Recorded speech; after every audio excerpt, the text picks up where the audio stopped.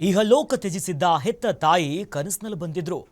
ನನ್ನ ಬಳಿಗೆ ಬಾ ಮಗನೇ ಅನ್ನೋದಾಗಿ ಕನಸಿನಲ್ಲಿ ತಾಯಿ ಹೇಳಿದ್ರಂತೆ. ತಾಯಿಯ ಕರೆಗೆ ಓಗೊಟ್ಟು ಆತ್ಮಹತ್ಯೆಗೆ ಶರಣಾಗಿದ್ದಾನೆ 16 ವರ್ಷದ ಬಾಲಕ.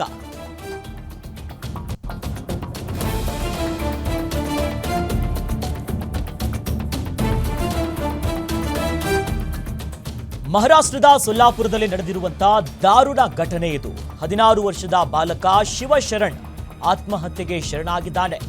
10ನೇ ತರಗತಿಯಲ್ಲಿ 92% ಅಂಕವನ್ನ ಗಳಿಸಿದ್ದ ಪ್ರತಿಭಾನ್ವಿತ ಬಾಲಕ.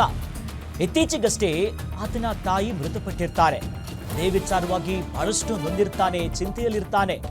ತಾಯಿಯ ಮರಣದ ಬಳಿಕ ಖಿನ್ನತೆಗೆ ಜಾರಿದ್ದ ಶಿವಶರಣ್ ಕನಸಿನಲ್ಲಿ ತಾಯಿ ಬಂದು ಮಗ ನನ್ನ ಬಳಿ ಬಾ ಅಂತ ಹೇಳ್ತಾರಂತೆ ಆ ಶಿವಶರಣ್ಗೆ.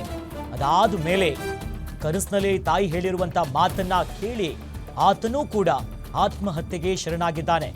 ಈ ಕುರಿತಾಗಿ ಆತ್ಮಹತ್ಯೆಗೂ ಮುನ್ನ ಬರೆದಂತ ಪತ್ರದಲ್ಲಿ ಬಾಲಕ ಇವೆಲ್ಲವನ್ನ ವಿವರಿಸಿದ್ದಾನೆ.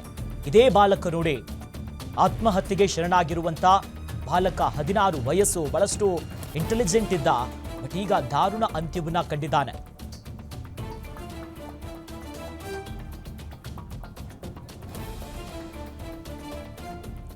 ಈ ಬಗ್ಗೆ ಹೆಚ್ಚಿನ ಡೀಟೇಲ್ಸ್ ನೀಡ್ತಾರೆ ನಮ್ಮ ಡಿಜಿಟಲ್ ಎಡಿಟರ್ ದಿಲೀಪ್. ನಮ್ಮ ಜೊತೆ ಫೋನ್ ಸಂಪರ್ಕದಲ್ಲಿ ಜಾಯ್ನ್ ಆಗಿದ್ದಾರೆ. ದಿಲೀಪ್, ನಿಜಕ್ಕೂ ತಾಯಿ ಮಕ್ಕಳ ಸಂಬಂಧ ಅಂತಂದ್ರೆ ಅದನ್ನ ಪದಗಳಲ್ಲಿ ವರ್ಣಿಸೋದಕ್ಕಾಗಲ್ಲ. ಬಟ್ ಯಾವಾಗ ಇವರ ತಾಯಿ ಮೃತಪಟ್ಟಿದ್ರು, ಸದ್ಯ ಡೆತ್ ನೋಟ್ ನಲ್ಲಿ ಏನೆಲ್ಲ ಬರೆದಿಟ್ಟಿದ್ದಾನೆ ಅಂತ? ಅಖಿಲೇಶ್, ಕೆಲವೇ ದಿನಗಳ ಹಿಂದೆ ಈ ಒಂದು ಬಾಲಕನ ತಾಯಿ ಮೃತಪಟ್ಟಿದ್ರು. ಅವರು ಜಾಂಡೀಸ್ಗೆ ತುತ್ತಾಗಿದ್ರು. ಈ ತಾಯಿ ಮೃತಪಟ್ಟ ಬಳಿಕ ಬಾಲಕ ತುಂಬಾನೇ ಮನನೊಂದಿದ್ದ, ಮತ್ತೆ ತಾಯಿಯ ಬಗ್ಗೆನೇ ಯೋಚನೆ ಮಾಡ್ತಿದ್ದ. ಮತ್ತೆ ಅವರ ಸಂಬಂಧಿಕರು ಹೇಳೋ ಪ್ರಕಾರ ನಾನು ನಮ್ಮ ತಾಯಿಯ ಬಳಿ ಹೋಗ್ಬಿಡ್ತೀನಿ ಅಂತ ಹೇಳ್ಬಿಟ್ಟು ಪದೇ ಪದೇ ಹೇಳ್ತಿದ್ದ ಅನ್ನೋ ಮಾಹಿತಿ ಕೂಡ ಇದೆ. ಇದೇ ಒಂದು ಸಂದರ್ಭದಲ್ಲಿ ಈ ಬಾಲಕ ಇದ್ದಕ್ಕಿದ್ದಂತೆ ಒಂದು ಆತ್ಮಹತ್ಯೆ ಮಾಡ್ಕೊಂತಾನೆ. ಮೇಲ್ನೋಟಕ್ಕೆ ಬಾಲಕ ತಾಯಿಯ ಒಂದು ಮರಣದ ನೋವಿನಿಂದ ಮನನೊಂದು ಈ ರೀತಿಯಾದಂತ ಒಂದು ಕೃತ್ಯ ಮಾಡಿದ್ದಾನೆ ಅಂತ ಹೇಳ್ಬಿಟ್ಟು ಪೋಷಕರು ಅನ್ಕೊಂತಾರೆ. ಆತ ತನ್ನ ಅಜ್ಜಿಯ ಮನೆಯಲ್ಲಿರ್ತಾನೆ. ಆ ನಂತರ ಪೊಲೀಸರು ಆತನ ಬ್ಯಾಗ್ ಮತ್ತೆ ಆತನ ಪುಸ್ತಕಗಳ ಪರಿಶೀಲನೆ ಮಾಡಿದ ಸಂದರ್ಭದಲ್ಲಿ ಡೆತ್ ನೋಟ್ ಸಿಗುತ್ತೆ. ಆತ ತನ್ನ ಅಂಕಲ್ನ ಉದ್ದೇಶಿಸಿ ಡೆತ್ ನೋಟ್ ಬರೆದಿರ್ತಾನೆ. ಅದರಲ್ಲಿ ತನ್ನ ತಾಯಿ ಕನಸಿನಲ್ಲಿ ಬರ್ತಿದ್ರು, ಕನಸಿನಲ್ಲಿ ಬಂದು ಬಾ ಕಂದ ಬಂದ್ಬಿಡು ನನ್ನ ಜೊತೆಗೆ ಅಂತ ಹೇಳ್ತಾ ಇದ್ರು ಅಂತ ಹೇಳ್ಬಿಟ್ಟು ಬಾಲಕ ಬರ್ಕೊಂಡಿದ್ದಾನೆ. ಅದೇ ಕಾರಣಕ್ಕೆ ನಮ್ಮ ಅಮ್ಮ ಕರೀತಾ ಇದ್ದಾರೆ ಅನ್ನೋ ಕಾರಣಕ್ಕೆ ನಾನು ಹೋಗ್ತಾ ಇದ್ದೀನಿ, ನನ್ನ ತಂಗಿನ ಚೆನ್ನಾಗಿ ನೋಡ್ಕೊಳ್ಳಿ, ಇದು ನಮ್ಮ ಅಪ್ಪನ ಹತ್ರ ನಮ್ಮ ಅಜ್ಜಿನ ಬಿಡಬೇಡಿ ಅಂತ ಹೀಗೆ ಹಲವು ರೀತಿಯಾದಂತಹ ಒಂದು ಬೇಡಿಕೆಗಳನ್ನ ಇಟ್ಟು ಒಂದು ಪತ್ರನ ಬರೆದಿದ್ದಾನೆ ಅಂತ ಗೊತ್ತಾಗುತ್ತೆ. ಈ ಪೈಕಿ ಬಾಲಕ ಏನೊಂದು ಭ್ರಮೆಗೆ ಒಳಗಾಗಿದ್ನೋ ಅಥವಾ ಬಾಲಕನ ಕನಸಿನಲ್ಲಿ ನಿಜವಾಗ್ಲೂ ಆ ತಾಯಿ ಬಂದು ಆ ರೀತಿ ಹೇಳಿದ್ರೋ ಗೊತ್ತಿಲ್ಲ.